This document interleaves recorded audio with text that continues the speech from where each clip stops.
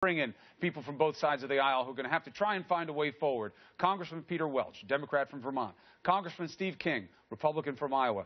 Thank you to both of you. Gentlemen, I'll start with you. Representative King, when you hear about this done in a synagogue, that matters. We haven't really heard about that before. Yes, during Seders, there's been violations of religious time with violence, but not like this. Does this up the stakes, and what should the U.S. be? Well, it does up the stakes, and when you terrorize people where they worship, that's an extra assault on a people. The Israelis do a good job of defending themselves generally, and they keep their streets fairly safe. If you're there, even in the evenings, you'll still see people that are walking around with their weapons. The United States need to support Israel. I don't think this is something we need to intervene in, but it tells you that an Arab can live in Israel proper with their rights of citizenship, own property, be seated on the Supreme Court, for example, or in the Knesset.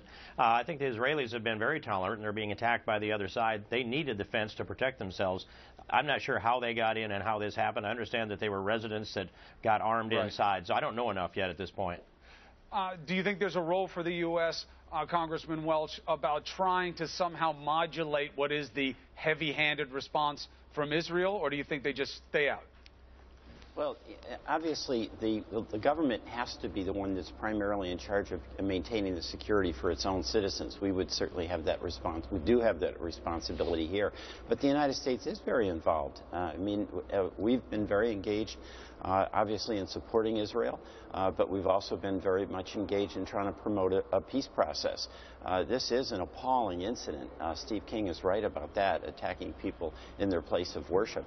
And generally, when that is done, it is essentially has as its goal not just killing the people, but escalating the tensions to try to interfere with any possibility of making progress on peaceful negotiations. Almost guarantees more of the same. We'll be seeing it. I hope I'm wrong, but almost guarantees it. Let's move on to something that's a trickier situation for the U.S. Representative King, we understand that there's going to be a review of hostage policy. Do you think the U.S. should reconsider negotiating with terrorists, using ransoms? Do you think that would make a difference with animals like ISIS?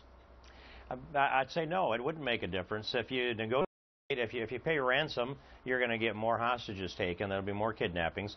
This goes back in our history to something like 1798, when 20% of our budget was used to pay tribute to the Barbary pirates. And that's where the expression, millions for defense, not 1 cent for tribute. I think that's the right standard.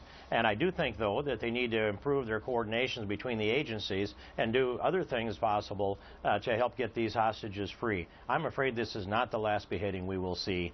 We need to take a much more aggressive approach towards ISIS and take them on in the Middle East. And I want to arm the Kurds, and we're going to have to defeat the caliphate. That's our objective. We need to move forward on that. Representative Welch, do you think you need to change the policy with how the State Department deals with hostages' families? They are consistently feeling disrespected. They come on TV and say that they feel lost. Does that have to change? Yeah, it definitely does. I mean, what Steve said, I pretty much agree with respect to hostages. One, we can't negotiate, we can't pay ransom.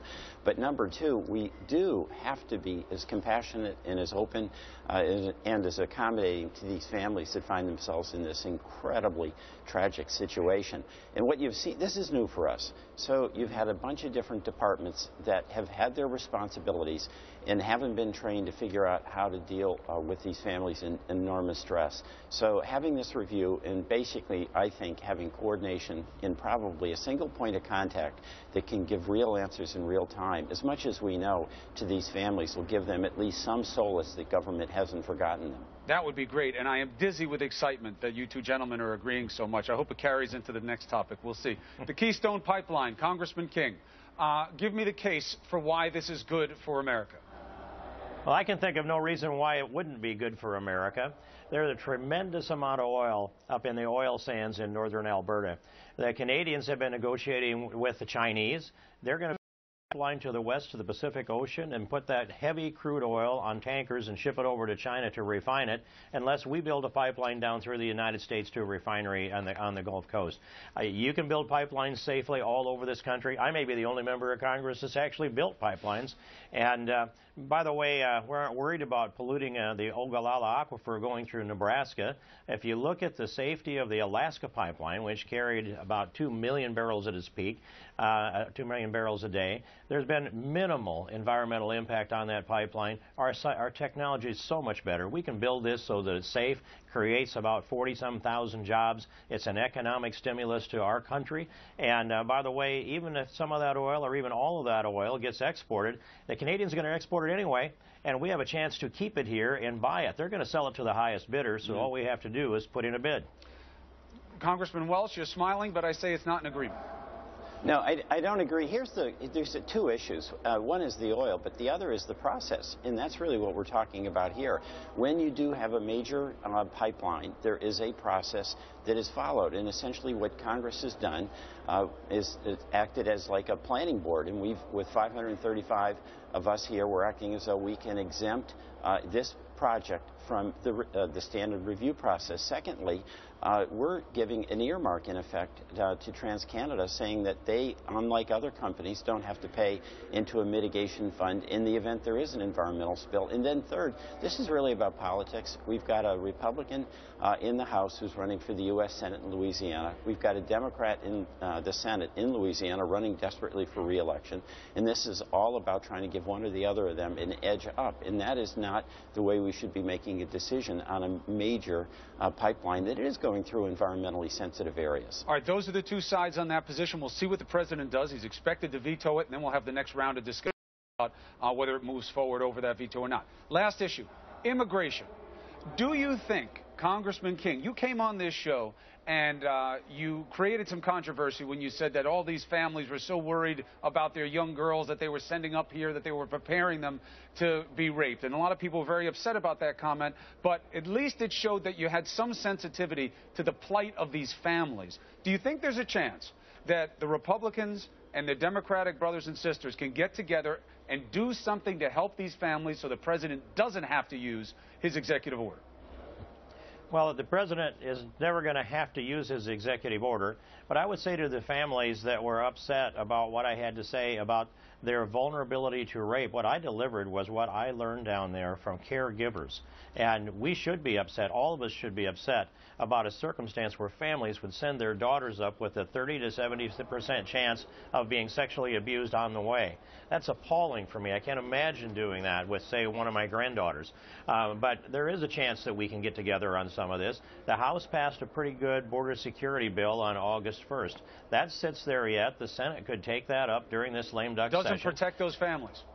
Well, it does in this way. It sends people back instead of putting them into the custody of Health and Human Services, and everybody down on the border, Democrats and Republicans, Hispanics and non-Hispanics, all said they will keep coming unless you send them back. And that's what must happen. We cannot have an open borders policy. We'll empty out Central America, and the United States is going to be buried under the burden of the social services that we so willingly provide.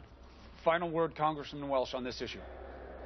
Well, I appreciated the tone of your question because it suggested both sides have the responsibility to try to address some of these major issues.